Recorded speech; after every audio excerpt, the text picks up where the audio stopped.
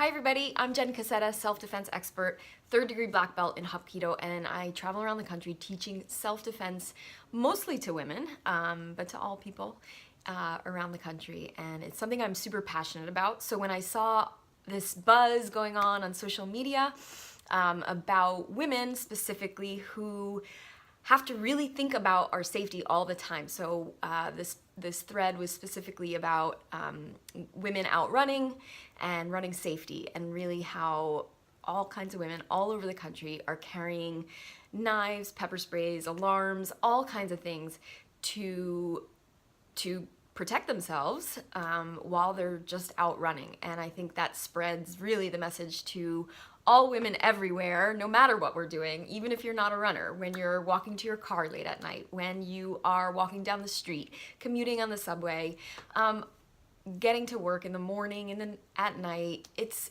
all the time. Safety is on our minds. And it's because of the statistics and what's happening out there. And if you're not familiar, obviously 1 in 5 US women will be the victim of some kind of sexual assault in their lifetime. 1 in 3 globally, 1 in 3 women globally will be the victim of sexual violence in their lifetime. And also the LGBTQ community actually has high statistics as well when it comes to sexual assault. So we do need to be aware, unfortunately. We do have to be more alert. That is the reality, the unfortunate reality. So here's the thing. I just wanted to spread some personal safety tips because it's something I'm really passionate about. I don't think we need to walk around scared. I don't think we need to be paranoid. I think taking on our personal safety is actually empowering, not paranoid. So here are just a few of the different mental self-defense tips that I teach in my She Warrior self-defense workshops around the country before I even get to any of the physical stuff, right? I really truly believe that personal safety starts in the mind with a badass attitude that anyone can generate. We all have a tiger inside that knows how to defend ourselves if we need to. It's primal, right? It's a primal instinct, and we all can tap into it. Now, unfortunately, when something really, really scary happens, 3 things can happen: fight, flight, or freeze.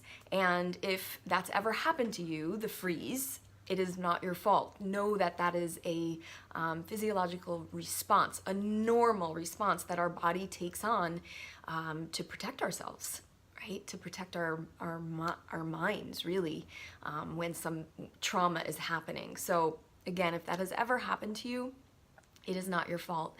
Do not feel guilty. I've been there. I've felt that fear. I know what it feels like to be paralyzed. But that doesn't always have to be the case. So fight or flight can actually happen as well. So obviously, in a best case scenario, if you do feel yourself in danger, flight is going to be the first thing that you would want to do. It's not always possible. Fight is pretty scary and hairy at times as well. And then, like I said, the freeze does happen. But you can get yourself out of a freeze position as well. And that's by doing things like practicing self-defense, or even having more of a dialogue around this stuff, so you can tap into that. Hey, I talked about this before, and I know what to do now, right? When you're in that frozen, I know that I have the power. The power was within me to be able to fight back, right? So speaking about this more often and making sexual assault and all kinds of assault less taboo and having conversation around it can really help us in the future. Okay, so we're just going to do quickly the ABCs of self-defense: awareness, boundaries, and communication. And just think of yourself in different scenarios in your life when I go through them, because I'm going to do this pretty quickly. A stands for awareness. Obviously, right? It's the cornerstone of personal safety, to be aware with all of our senses at all times. When you're out and about, runners or walkers or hikers, whatever you're doing outside, even if you're just commuting to work and back, we're checking our back from time to time. It's called check your six, right, in law enforcement. But just check your back from time to time. Scan for red flags. Are there people, places, or things that give you the creeps? Check in with your intuition. That's the most important piece to this awareness puzzle, is really, really checking in with your gut. If you need to, if you're a tactile, kinesthetic person, put your hands on your stomach. Ask yourself, is there something that I need to know right now about this person, place, or thing? Also, obviously, our eyesight and our hearing need to be wide open, meaning not blocked by our cell phones that we are so plugged into. So I know it's so obvious and kind of simple to say, like, oh, be more aware, but really, how many of us are walking around with our phones, sending that text, getting that last email off to the boss, checking in on social media even, right? Can you wait? Can it wait until you get in the car with the doors locked, in your house, in the apartment, sitting on the bus safely, wherever you are? Make sure that you are safe before you do it. I was grabbed on the street one night in New York many years ago, and I was listening to my voicemail, so I wasn't able to hear the sounds around me, a guy sneaking up behind me, right? So making sure that we can hear different noises as well. Okay, that's awareness in a nutshell. B, boundaries. This is a longer topic, but really when it comes to self-defense, know your personal boundaries, know your personal space, right? It's about an arm's length out and wide around. If people are in that personal space, it's because you allow them, but you have two options. You either create distance and space or confront and tell that person what your boundaries are. Meaning, the first one is, right? Someone's in your personal space, walk to the other side of the street, go into a store, get out, move if you can. Not always possible. The second option is confronting that person. Do not be afraid to tell somebody to back off, get out of my space, don't come any closer, right? It's clear.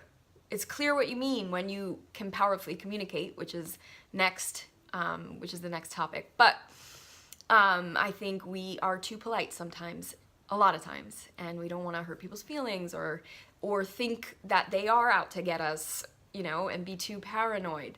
But it is very much appropriate to set your boundaries and let people know what they are. Not a lot of people will know what your boundaries are. C stands for communication, and communicating powerfully when you need to communicate your boundaries. So I just gave you an example, right? I used my physiology, my tone, and my vocabulary. Those are the three things that make up powerful physiology. Obviously, we want to use powerful physiology, take up space, right? When I got grabbed on the street that night, I was like flailing, taking up space, becoming alpha. The tone of my voice, I go low, right? When you need to tell somebody your boundaries, you're not going to tell them up here where I'm scared and I'm going to lose my voice. This is, right, fearful, and then powerful comes down here, right? So sink everything low. And last but not least, D is de-escalate and defend. So sometimes if you can de-escalate a situation you're in, that would also be a best bet. Not always possible, and that's when you get into D, the defense, physical self-defense, which again, I'm not going to teach in this little video, but you got to know the weapons on your body, how to use them, where to strike, if you're ever in a grab or hold, knowing how to get out. These are all really, really important things to know, to teach yourself, to teach your daughters, to teach any woman in your life. I have a online program called She Warrior Self-Defense if you want to learn from the privacy of your own home or comfort of your own living room. And I also teach around the country. If you're in the LA area, I have some workshops coming up. So check me out at jennifercassetta.com. If you have any questions, want to share a story, anything, I'm here for you. Just head to jennifercassetta.com and send me a message. And I hope to see you at a workshop or online soon. You can also contact me through Instagram, which is at Jenn Cassetta, JENNCASSETTA. Thank you. In the meantime, stay safe, strong, and powerful.